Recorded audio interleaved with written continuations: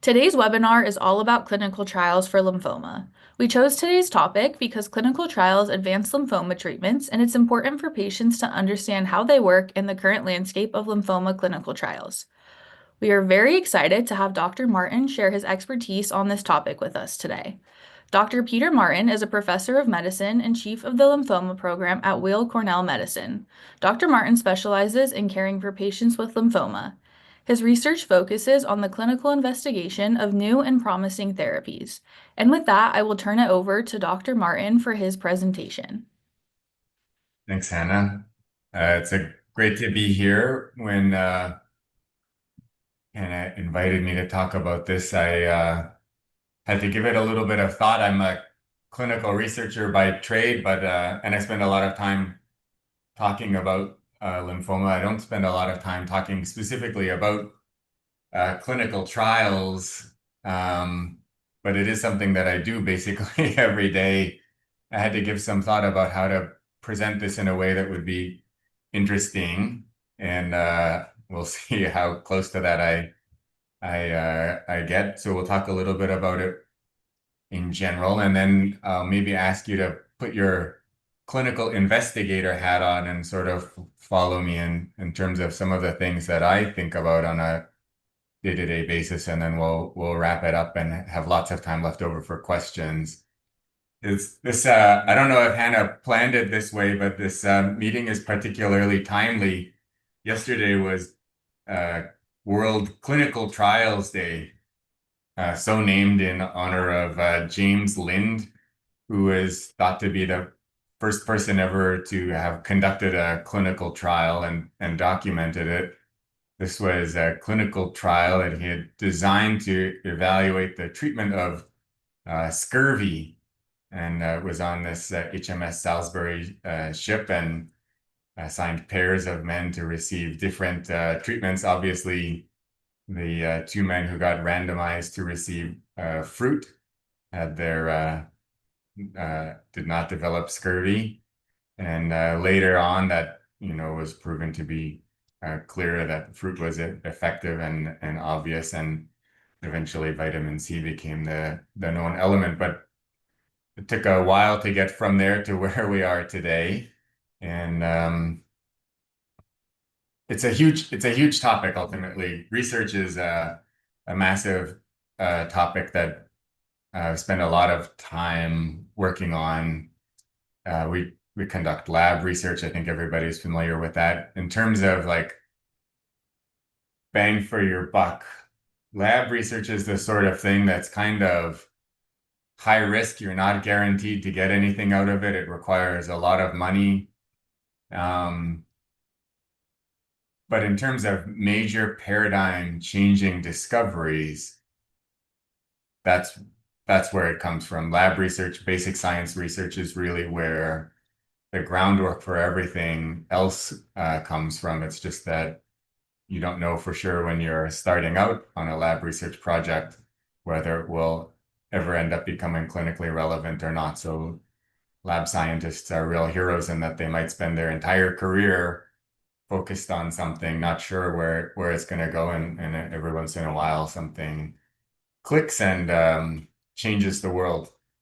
Translational research is a real intersection between lab research and clinical research.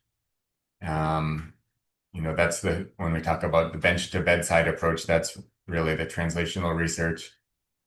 And then there's clinical research, and we'll talk more about that today. And then we also use different resources to conduct some of these some elements of research, including specimen biobanks, for example, in most big hospitals or academic centers. Pathologists keep all of the tissue that's been collected from people over years or even decades, and sometimes under certain circumstances, those specimens can be used for research or new discoveries. And then many of us maintain clinical databases, usually in the setting of having consent from participants in clinical databases, and we'll talk a little bit about that as well. The NIH, the National Institutes of Health, have a definition of clinical research. And I think when most of us think about clinical research, from a layperson perspective, we're thinking of clinical trials, and that's what we're really going to focus on today. But I do want to talk a little bit about epidemiology and observational research. Um, and that's simply because clinical trials can answer some questions, but they can't answer all questions.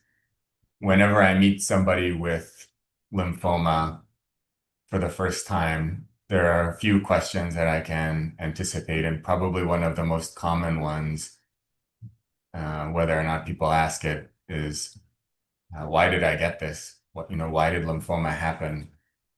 And in the context of a treatment trial, we were never intending to answer the question of why did lymphoma happen. We're asking the question of how do you treat lymphoma? But it is an important question. Why does lymphoma happen? Is there an association with family history? Is there an association with environmental exposures? What is the general experience of somebody with lymphoma? How do they feel? What are their anxiety levels over the course of their life? What are the financial implications of lymphoma? All of these kinds of questions are hugely important, but they're inappropriate for a clinical treatment trial. These are really the context of observational research, epidemiological research, and people who participate in that kind of observational research have a real opportunity to change the way that future people with lymphoma will experience their lymphoma. And so it's still not everybody needs to participate in research. Not everybody will have the opportunity to participate in treatment trials, but observational research is still really important and definitely not to be underestimated. I think pretty much all participants in research are real heroes for society in general, and that definitely applies to people who participate in observational research in addition to treatment trials. When we talk about treatment trials, I'll spend a little bit of time on this slide because it's a little bit confusing and sometimes misunderstood, and then I'll tell you why you should forget everything that's on this slide and think about something else instead. But clinical trials come in different phases. Phase one is a trial that's meant to determine whether or not we can do something. In other words, can you give this drug or this combination of drugs or this treatment to a person? Is it safe to do it? What dose is appropriate to do it? Typically we start at a low dose and slowly increase the dose and find the correct dose over time or the correct schedule. So phase one is typically early in the development of a new treatment, proving that it's okay to give this new treatment to somebody. Phase two is sort of the next logical step. You know that this treatment can be administered. You want to find out, does this treatment actually work, and is it safe to do in a larger group of people? So does this work? So that's phase two, and then phase three, which is really what's required for a drug to be approved by the FDA, or in Europe, it's called the European Medicines Agency, the EMA. They typically will require a phase three trial for full approval. And that's basically saying, okay, we know that this treatment or regimen is safe and we know that it can work. How does it work relative to other similar treatments that are already used? And so that's a phase three trial. It's a comparison trial. Phase four, not always conducted, but essentially what commonly will happen is companies will collect data after a treatment is already approved to see how it's being used and what kinds of side effects are being reported and how well it's working.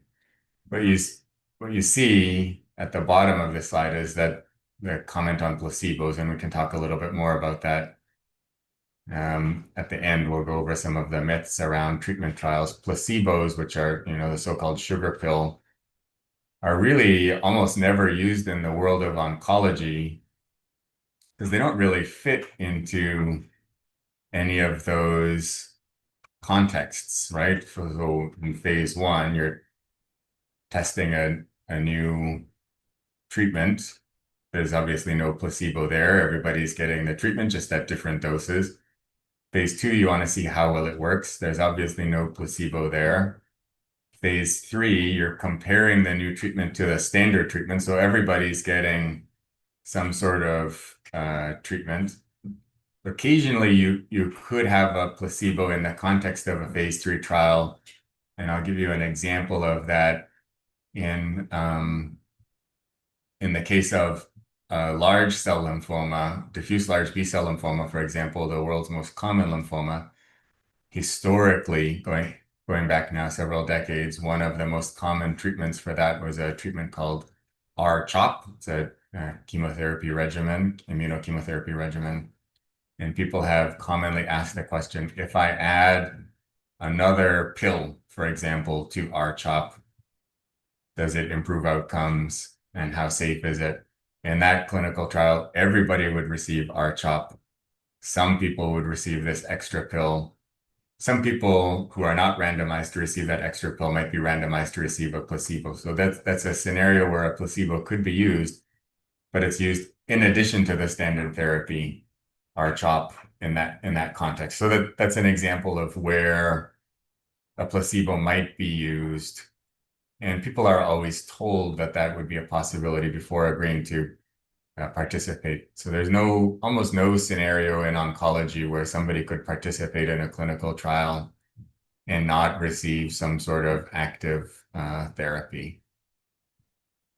This is basically that same information, but represented graphically with a little bit more information. Along the bottom is time. So you can see we typically start with phase one trials, then move to phase two, phase three, phase four. And the questions are here on the y-axis, the type of study. What are we trying to answer? And then along the bottom in the table, you can see roughly how many people are required to answer the questions being asked by these studies. And phase one is obviously small. By the time we get to phase three or phase four, we might be looking at hundreds or even thousands of patients or participants. And we also see that some of these questions can take a lot longer to answer, in part because it's a lot of people, but it can take a long time for the trial to be completed to be able to answer the question. So if you follow the sort of natural sort of flow from a phase one to a phase two to a phase three trial, you can see why it will typically take about 10 years for a new regimen or treatment to be moved from a pure sort of lab-based idea to something that fundamentally gets approved by the FDA. Now, this is where I want to maybe have you think about this from the perspective of an investigator. So what we're interested in, all of us, including people with lymphoma and their families, is the truth in the universe, How does this treatment really work?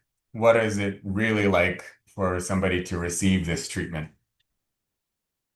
This is what we all want to know, but this is not really what we can know from the context of clinical research. It's a job of a researcher to take this research question that tries to give us some information on this truth in the universe idea and to design a study and implement the study. Under those circumstances, really what we get is the truth of that study in theory, if that study were to be 100% perfect, no issues at all. But of course, you have to implement that study and things happen. For example, in 2020, for example, the COVID-19 pandemic came through. And so pretty much every single clinical trial that was conducted at that time was impacted by the the COVID-19 pandemic for a whole bunch of different reasons. And so ultimately, what we learned from clinical trials in that era differed a little bit from the way the studies were originally intended. And so what we found were these findings in the study. So we completed a study, you get the findings from the study, and then you basically have to infer from those findings or from a series of clinical trials, often multiple clinical trials, to sort of get back to some sort of explanation of truth in the universe. And that I think is the sort of the crux of all of research is you want to answer this question about truth in the universe, but it ends up being quite a bit of work and effort to conduct multiple different clinical trials, add in extra information from observational research to try to really put all of this information together to be able to answer the questions that we really want to know about. So it all starts with this research question. And this is just an example of a research question that somebody might ask. Somebody might say, well, are transfusions beneficial? This is not specific to lymphoma necessarily, but it's an example of a research question that somebody could say, okay, I want to answer this question in a clinical trial. But the truth is, this is not really a research question. This is just an idea. It's too vague to be a research question. It doesn't have the information that we really need in order to be able to conduct a clinical trial. You know, what type of transfusion, what type of patients, what clinical conditions, what else is going on in this person's life? And what do you mean by is it beneficial? Does it mean, could mean they have more energy, could mean they have less bleeding. What exactly are we asking? Are we asking about one transfusion or multiple transfusions? So we really need to break this idea down into really specific components to come up with a more specific research question. And there are some guidelines about how to format these questions in a careful way, including the population, the intervention, and comparison and outcomes and timing. This is just one example. So when we're talking about, I said, let's look at the idea of phase 1 to phase 4 clinical trials. What each one of those clinical trials really is just a different research question. And so what I would say is when we're talking about a clinical trial, I would focus less on the phase of the clinical trial and more on the question, what is this clinical trial trying to answer? Is the clinical trial trying to answer the question of whether something is okay to give to a person? Is it okay to give a combination of things to a person? Is it safe? Is it effective? How effective is it? The research question is more important than how we name a clinical trial in terms of phase, because of course, in real life, those phases get a lot more complicated. There are phase 1-2 trials and phase 2-3 trials and randomized phase 2 trials and feasibility trials and phase 1b trials. And so it ends up being a lot more complicated than that simple sort of diagram that I showed where phase 1 flows clearly into phase 4. The real important thing that we're trying to think about with any clinical trial is what is the research question? And if you have an idea of what the question in mind is, then everything else basically follows from that. So once we have a question in mind and a study design in mind, then it comes down to the implementation of a clinical trial. And for a whole bunch of reasons, clinical trials or research in general are very highly regulated. And this is, it's almost always 100% an important and a good thing. I will say that everyone on the research side of things sometimes says, boy, I wish there were fewer hurdles that we had to jump over. But then when you look at each one of those individual hurdles, you say, well, that's an important hurdle. Of course, if we didn't have that one, then maybe something bad might happen, And historically, not all clinical research was conducted in an ethical way. And every once in a while, you still hear about issues like data fabrication or things like that. And so all of these hurdles are in place for a whole bunch of reasons, and so we can talk a little bit about some of those.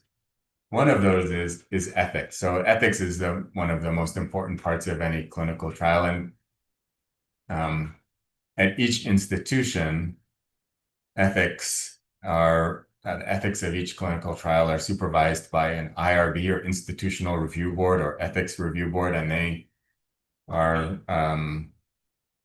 required by the government essentially to evaluate the risk-benefit ratio of every clinical trial, subject selection. They monitor the consent process. They monitor the data use and privacy of every clinical trial, and are required to report those data to several federal offices.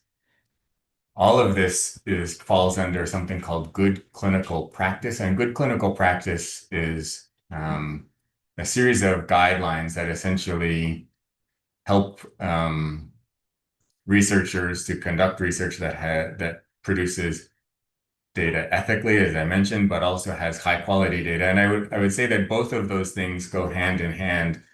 A research trial that's done in a highly ethical way, but that produces poor quality data, obviously is of no use to anyone. And I think it's also probably unethical to conduct a clinical trial that you know is going to produce poor quality data because somebody has agreed to participate in a clinical trial, altruistically believing that their clinical trial is going to benefit society in some way. And if the data that we produce in those clinical trials is not helpful, then that is also unethical. So we have these guidelines in place to help us manage trials in a way that help us, and design and manage trials in a way that help us to produce high quality data and to generate it in highly ethical fashions. Of course, that's a lot of work. And of course, it also costs a lot of money in order to do that carefully. We're also bound by a code of federal regulations, the CFR, and there's a whole bunch of those. We all have to take regular courses in order to participate in clinical research. We have to become certified and learn all of the regulations that apply to different kinds of clinical research that we're involved in. One of the most important guidelines in the CFR are the guidelines around the informed consent process. And I'll mention this a little bit. Every clinical trial is going to have an informed consent form, some sort of document that needs to be signed. And these 45 CFR guidelines dictate when it has to be used, how it has to be used, and all of the elements that are in the informed consent form in order for it to be useful. And this is obviously an important thing. It ultimately, though, results in consent forms that are sometimes 20 or 30 pages long, which is longer than anybody can be expected to read, understand, or memorize in a short period of time. And so it's why we don't refer to the informed consent form as a one-time thing. It really is a process. It's an ongoing process, not something that we do at one time. Importantly, people who participate in a research study through this informed consent process need to be aware of the investigational nature of the study. In other words, they need to know what the research question is. They need to be told that participation is optional and that you can stop at any time.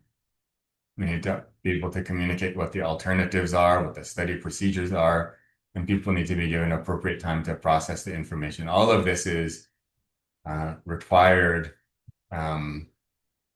And frankly, this can be done with differing degrees of quality. And I always say to patients, I will never be coercive in the way that we approach this informed consent form. I'll never twist your arm in terms of telling you that this is what you have to do. Whether or not you agree to participate or not has no impact on our relationship. I will still do my best to take care of you, whether we're doing it in the context of a clinical trial or not. And if somebody tells you otherwise, if another doctor tells you otherwise, then maybe they don't have your best interest at heart. So that it's an important thing to go through this informed consent process, and it's a highly regulated process that gets reviewed regularly as well by the IRB. So then we're doing a clinical trial, and it's obvious why somebody why researchers and so forth would like to do clinical trials. What we find, however, interestingly, is that the majority of people with cancer in the United States do not participate in clinical trials. And I would never suggest that it needs to be 100% of people, but it is interestingly a low number of people that participate in clinical trials. And if you think that back to one of the early slides where I suggested that it can take up to a decade to develop a treatment, if we could increase the number of people who would participate in clinical trials, theoretically, we could bring that time down from a decade to a much shorter period of time. And that would mean that people would have access to beneficial treatments in a much more rapid way than it is currently done. And I think that is what motivates physicians to give talks like this, for example, help people about why clinical trials are important and help people to understand clinical trials. So these are again sort of data from solid tumors where there's a little bit more data about the percentage of people participating in clinical trials, and it varies from tumor type to tumor type.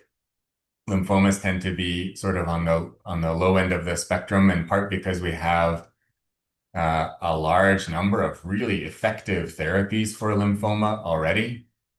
And when the bar for success is very high because all of our treatments work so well, it can be more complicated to come up with something that's new that is even safer and works better. So we're sort of on the low end in lymphoma. Also, lymphomas in general are pretty uncommon and complicated. There are over 100 different kinds of lymphoma, and so designing a clinical trial for a rare population can be a little bit challenging. So why should some people consider participating in a clinical trial? Well, there are data to suggest that they're associated with better outcomes. There are a whole bunch of different reasons for this. I think that probably a lot of this is bias. In other words, somebody who is able to participate in a clinical trial, they're healthy enough, they're able to travel or whatever, maybe that person is just naturally going to have a better outcome than somebody who cannot do those things. So nonetheless, we do see an association with outcomes in clinical trials and treatments outside the same treatments outside of the context of clinical trials. The second one, however, is true. We do see typically improved patient satisfaction when they're cared for in the context of a clinical trial. There's also, and this third point, I think, is not to be undersold. I don't know that everybody necessarily is aware of it when they're participating in a clinical trial, but it is ultimately a major altruistic, selfless act to participate in a clinical trial, because thousands and thousands of people that will follow in world history will benefit from that one person's participation in a clinical trial and the knowledge that's generated out of that clinical trial. Of course, from a physician perspective, I'm mostly interested in the idea that this can provide somebody with access to a treatment years before it's typically available. We often are not positive, but we have a pretty good idea that one of these clinical trial treatments could be safe and effective, and potentially safer and more effective than some of the existing treatments. And being able to have access to one of those treatments before it's approved by the FDA, sometimes several years before it's approved by the FDA, can have a major benefit to somebody's life. And the last point is kind of a pro and a con. There's a lot of extra support and monitoring that goes along with clinical trials. Some people really appreciate that. Some people would rather not have to follow all of the rules and be sort of monitored in a way that's highly rigorous and ties them to one thing. So that's a little bit of both sides of the coin on that one. These are just some data from surveys, for example, that demonstrate that there is indeed an improvement in patient satisfaction with care in certain solid tumors when participating in clinical trials. So why don't people participate in clinical trials? Well, you can see there's one major dominant reason. The primary reason why people do not participate in clinical trials is because they never heard about a clinical trial. And there are different reasons for this, but it is interesting that in general, when people are presented with clinical trials as an option, more often than not, they will consider that as a valid treatment option. The primary reason why people don't participate in clinical trials is that they were not told it was an option. Sometimes there are scenarios where there is no clinical trial available. That might be that there's no trial available at that particular location or region. It might also be that there just isn't any active research at that particular point in time for that particular scenario, although that's not super common, but that does happen. Some people do quite rightly decline participation in an available clinical trial, and that is definitely their right. Some people historically have not had insurance coverage for care. This is something that goes back several decades and is becoming less and less of an issue due to rules that have been implicated by Medicare and Medicaid that essentially say that standard procedures in the context of a clinical trial will be billed to Medicare and Medicaid and won't have any issues. And in general, other commercial insurances have kept up with that side of things as well. And in general, it's actually favorable to commercial insurance to have somebody participate in a clinical trial because then they don't actually have to pay for the treatment itself that gets provided for free by the clinical trial, or the experimental component of the treatment is provided for free. So why don't doctors discuss clinical trials with people? So it takes time. It will typically take me an hour to an hour and a half to go through the whole informed consent process. And that's complicated when oftentimes patient visits are scheduled for 15 minutes. In some cases, and this is sort of unique to the United States, which is there can be financial disincentives to letting a patient leave your office and go to another office to participate in a clinical trial. That's a bizarre reality of where we are in the world right now, but that happens. Sometimes physicians themselves are not aware of clinical trial options. Sometimes physicians believe that the current standard therapies are the best therapies and will not discuss clinical trials because they don't think they're appropriate. And that's you could argue that that's a good thing, that if they think what they've got is the best thing to do, that they shouldn't be discussing a bunch of options that they think are inferior. You could also argue that that's maybe a paternalistic approach and that all options should be discussed, whether or not you think one is better or not. And you can certainly let somebody know if you think one is better or not, but maybe all options should be discussed. And oftentimes, physicians won't discuss clinical trials with people because they think that they will say no. And again, I would say that that's a bit of a paternalistic approach, and it makes an assumption that's probably not fair. So there are certainly some myths about clinical trials, and I think I've heard all of these. Some people feel like they're being used as a quote unquote guinea pig. And as I mentioned, I think that's not accurate. I think hero is a more accurate term. But there definitely is a reality in that the purpose of the clinical trial is to answer the research question. As a treating physician, my obvious hope is that there's going to be benefit, but it is absolutely true that the purpose of the research trial is to answer the research question. And so while I don't think that guinea pig term is accurate or appropriate, I can understand why somebody might inherently feel that way.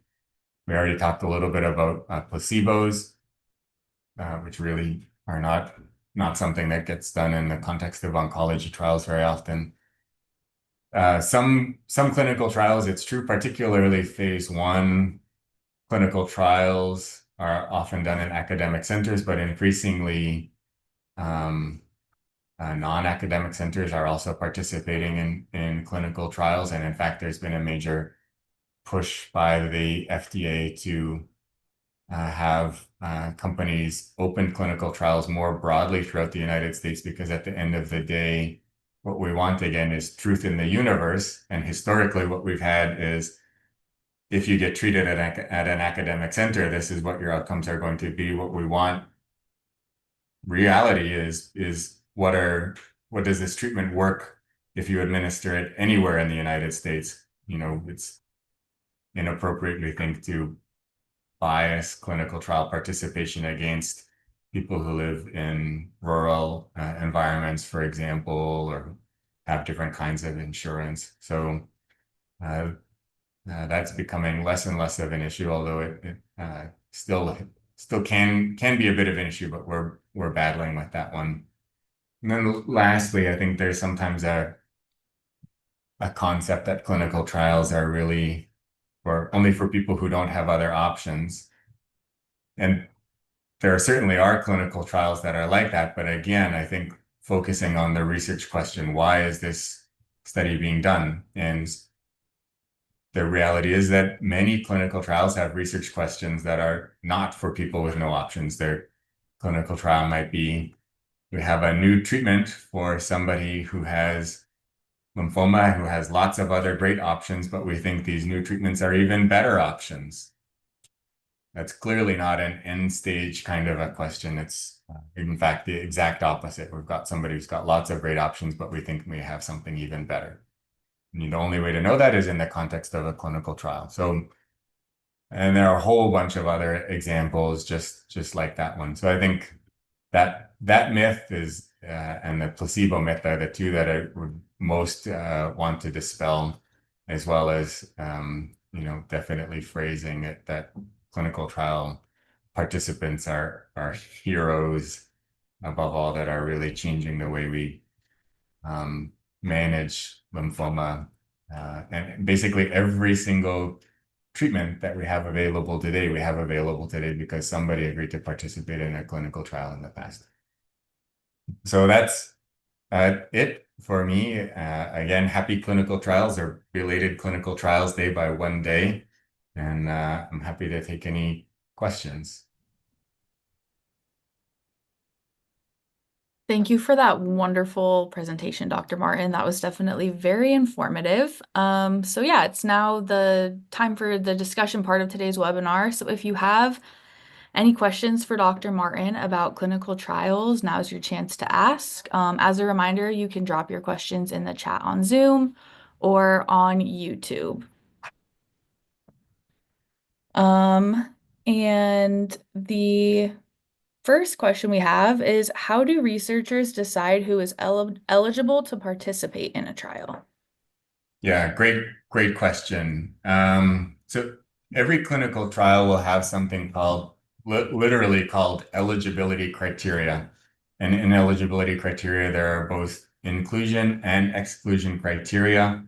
These are fundamentally guided by the research question.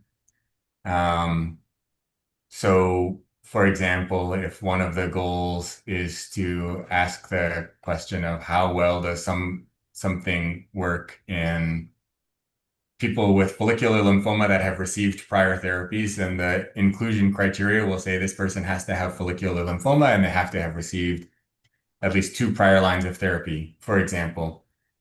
Then they'll have a bunch of other criteria, and these can often span several pages. The other criteria are typically going to be present in a way to improve the quality of the data and also to protect participant safety. So, for example, if there's a treatment that has the potential to be, or that's metabolized by the liver, then the clinical trial, for reasons of safety, will say that this person has to have adequate liver function. They can't be on other medications that are also metabolized by the liver, where there might be drug-drug interactions. So there's this long table of inclusion and exclusion criteria that define who can participate at its root. It's defined by the research question, but then the rest are defined based on protection of participant safety and ensuring high quality data. Perfect. Thank you. And then our next question is, are you aware of any clinical trials that are ongoing for double hit non-Hodgkin lymphoma, relapsed double hit lymphoma? Um, there are so double hit lymphoma is a specific kind of aggressive B-cell lymphoma. Um, there there have in the past been clinical trials specific to double hit lymphoma. Maybe more commonly now, there are clinical trials for people with just higher risk versions of diffuse large B-cell lymphoma, like high-grade B, now it's referred to as high-grade B-cell lymphoma with BCL2 and MYC translocations. Um, this is for frontline. In the relapse refractory setting, there are fewer clinical trials for specific subtypes of diffuse large B-cell lymphoma, although there are certain drugs that target certain mechanisms of action that might be more applicable to some lymphoma subtypes or others. When we're looking at managing somebody with a lymphoma, we look at, what kind of lymphoma do they have, but then we also look at what are the prior therapies that they've had, how well did they work, what were their side effects, and then we also look at the person who has lymphoma. As many different kinds of lymphoma there are, 8 billion different people on the planet, and we're all different, and that's often a huge factor in determining clinical trial relevance. So there are definitely clinical trials for many different kinds of people who have many different kinds of lymphoma, including double hit lymphoma. I don't think there are, as far as I'm aware, clinical trials that are specific to high-grade B-cell lymphoma with MYC and BCL2 translocations after 3 lines of therapy, for example. Under those circumstances, we would pick a clinical trial that we think is most likely to be applicable to that particular situation, and it would depend a little bit on what their prior therapies were. Great. Thank you for that answer. And then the next question we have is, are there insurance coverage risks with potential denial of coverage in the event of adverse reactions or problems with clinical trial medications? This gets super complicated, and I personally still find I'm from Canada originally, and although I've been here since 2006, I still find the medical system here to be really, nobody would ever design a system from the ground up the way it works here. And I feel like if I, as a physician, can't figure it out, then what hope do the rest of people who aren't physicians have? And I can give it, I mean, I won't, but I could give you examples of how I myself have faced similar issues. Um, the way clinical trials work is that things that are considered basically every study procedure is divided into one of 2 categories: standard of care or research.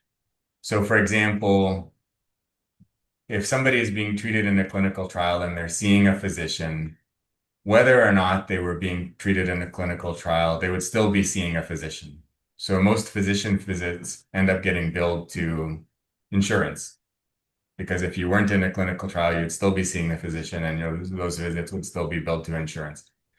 Same thing with most, but not necessarily all scans. You need to do a scan to figure out whether the treatment worked or not. So that most of those get billed to insurance. A lot of blood tests also get billed to insurance. Things that are considered research, like if there's a mandatory biopsy or if there's a scan that wouldn't normally be done, or the experimental part of the treatment, all of those get billed to the research study. And there's a whole office in every institution that is responsible for billing compliance to make sure that things go to the right place.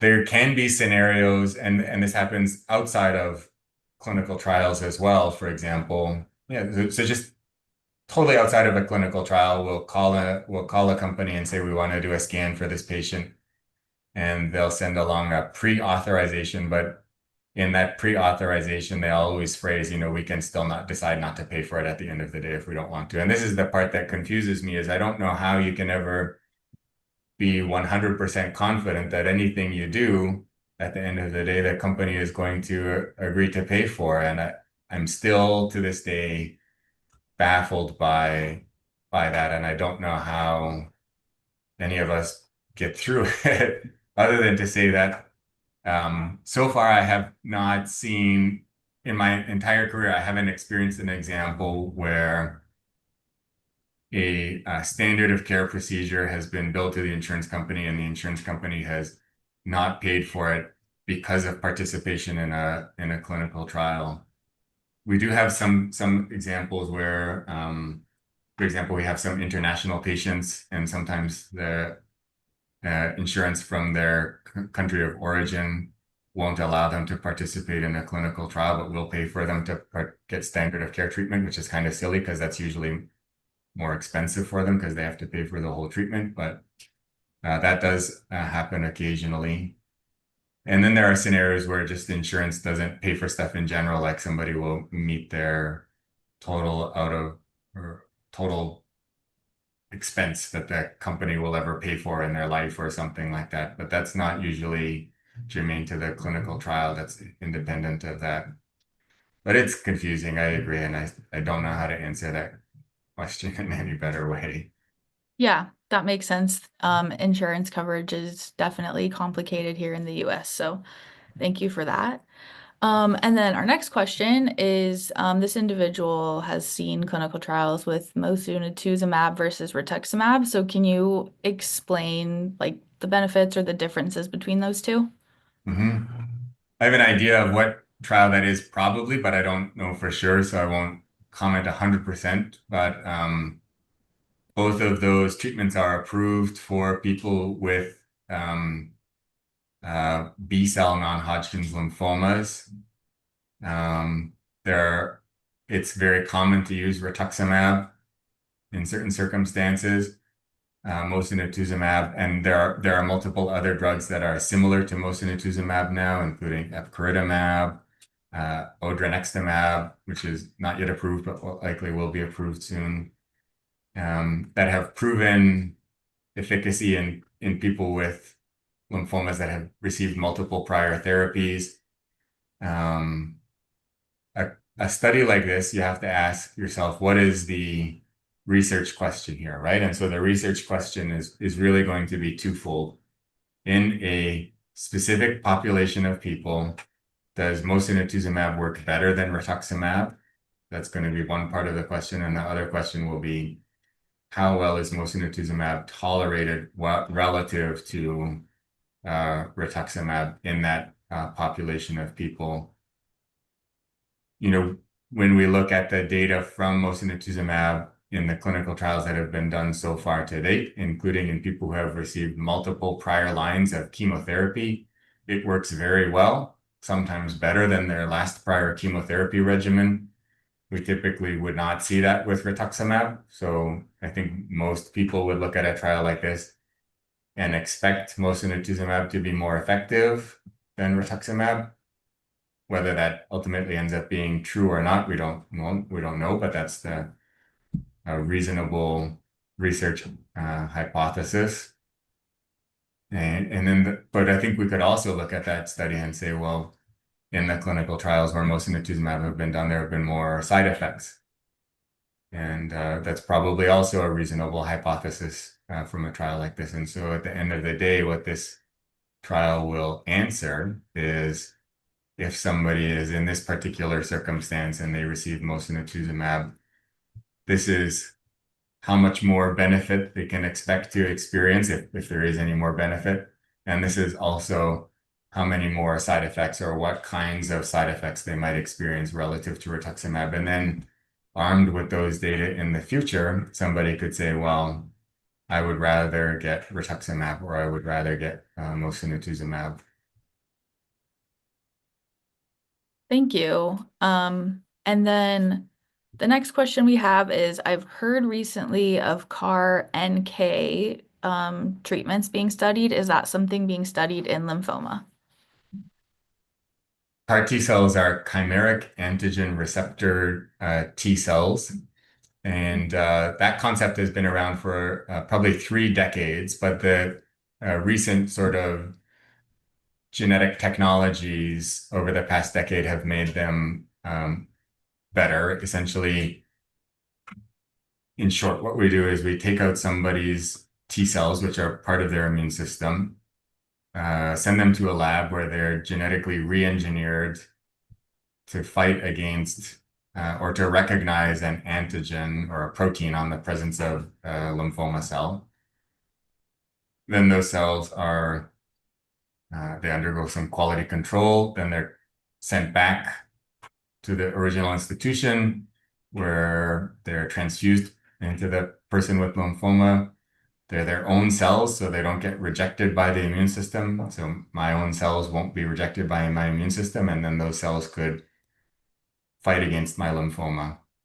And that's super attractive. T cells have a bunch of pros and cons. NK cells are natural killer cells. It's a great name for a cell. They have some advantages over T cells. One of those being that they don't have to be specific to a person. So my own immune system will recognize somebody else's T cells, whereas NK cells might be able to be off the shelf. Um, and there are some other potential advantages. They maybe work a little bit differently than T cells. There are a whole bunch of other clinical trials um, looking at CAR T cells, looking at different kinds of proteins that they could target. There are some that are engineered to modulate the immune system response in different ways, so-called armor CAR T cells. So the concept of using these cellular therapies to fight against lymphoma has really taken off over the past decade, and new technologies are making it possible to continue to evolve and tweak those ideas. And yeah, there are hundreds of clinical trials throughout the United States looking at different kinds of chimeric antigen receptor T or mostly T, but sometimes NK cells in different populations. It's mostly, honestly, in immune system related cancers like lymphoma, leukemia, multiple myeloma. Less to a lesser degree in solid tumors, but there's a lot of effort in solid tumors as well. And then a huge amount of this research is also being done overseas. Also in China, they have a huge, I mean, it's 1 billion people there, so they have a huge population of people, and they're very very sophisticated. And so yeah, all around the world, these cellular therapies are taking off, and it's a pretty exciting time to be in the world of lymphoma right now to see these changes. Yeah, absolutely. Thank you for that answer. And it is definitely very exciting to see all of the up and coming treatments in lymphoma.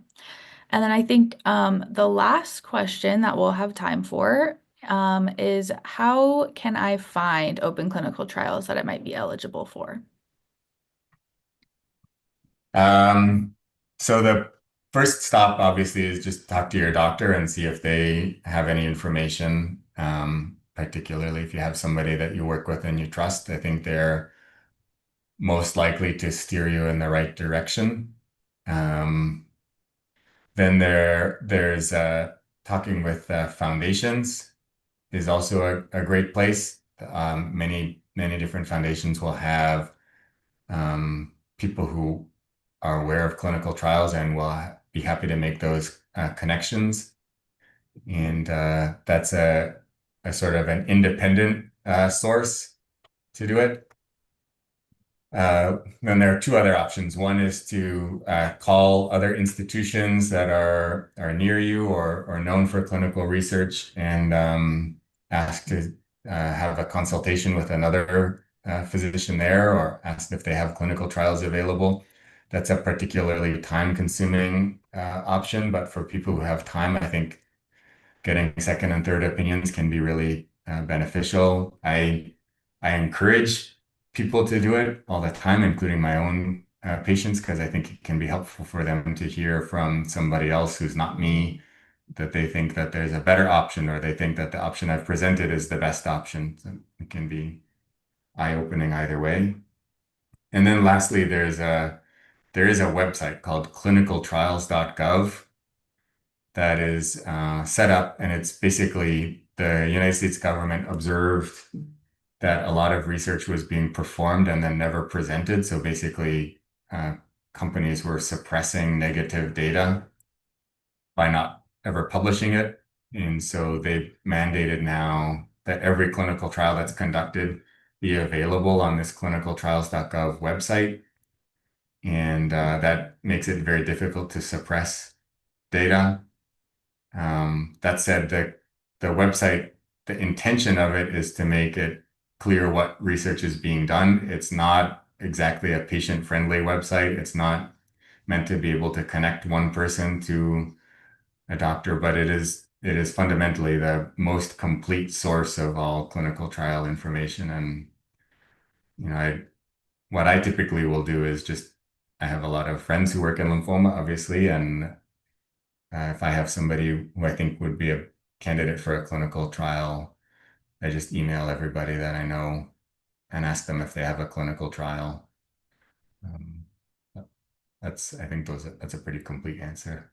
Yeah, that was a very thorough and helpful answer. So, thank you again for that wonderful presentation and for your answers to all of these questions.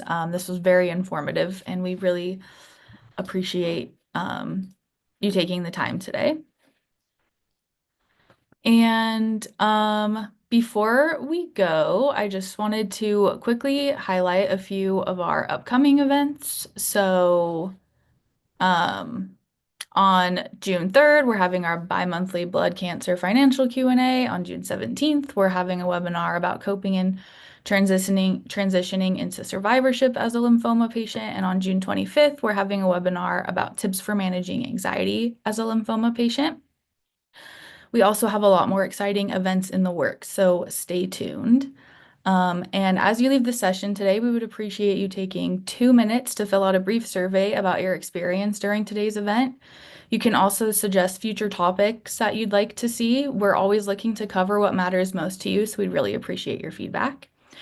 And I also wanted to say that I will be staying on after the webinar today. I'll turn off the recording and I'll stop the live stream on YouTube. If any patients are interested in staying on and learning more about HealthTree and any of our programs, or just talking to me about your story, I would love that. So just wanted to highlight that. And then we also have a number of upcoming in-person events. So Connect to Cures allows you to connect with other patients, learn from doctors, and discover resources in your area to help you navigate your cancer. So if you are interested in attending any of these events, the QR code to register is on the screen. Before we wrap up, I just want to say a huge thank you once again to Dr. Martin for this amazing presentation, and a huge thank you to all of you for joining us today and being part of our lymphoma community. I've included my email on this slide, so please don't hesitate to reach out if you have any questions, and I look forward to seeing you all at another webinar soon. Thank you, Hannah, for having me. Thanks to everybody for attending and for the great questions. Thank you. Bye.